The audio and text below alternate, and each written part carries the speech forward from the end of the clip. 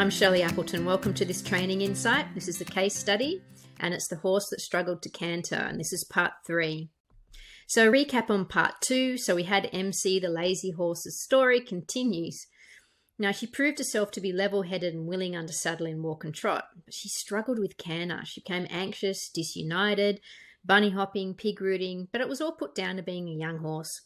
Coaching advice was sought from another number of instructors who advised, in their opinion, it was young horse imbalance. However, MC's owner began to think something was not right. So the story of MC continues. So besides the growing concerns and frustrations with the development of MC's canter, MC was also suffering bouts of gastric ulcers. Besides going off of food, MC's owner became so astute to MC's ulcer that she was able to correctly identify when MC's ulcers had returned before she actually stopped eating by detecting a change in her gut noises.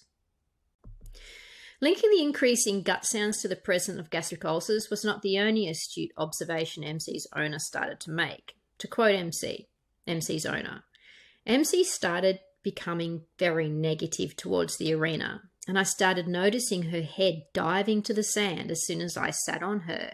She never got antsy or outwardly anxious, but I just felt something wasn't right. This is when MC's owner got in touch with me. The following is a copy of the first email MC's owner sent me asking for help with her. My mare is a major internalizer, but very quiet all the same. I've been trying to solve her riddle for 18 months now.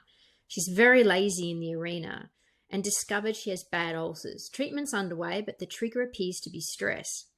I've tried a few instructors to help us both, but none seem to be able to read her or get to the root of her anxiety. Any resolution usually is short term. I just haven't been able to find the key or the right path yet. I'd like for you to assess where my mare is at and see what you think about the entire picture before diving into a clinic. We did a Pulse clinic a few weeks ago and it was too much for her and she didn't cope at all.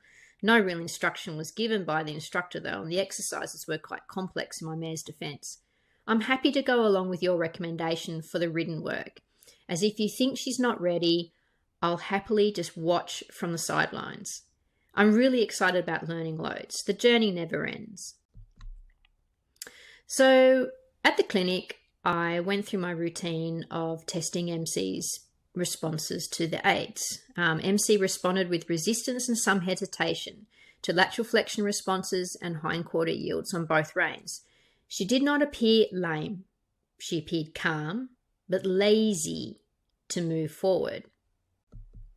So MC's owner demonstrated to me this strange response that she'd found when she picked up the reins, when she first sat on the horse, but also when she went to pick up the reins. And I've got this footage to show you.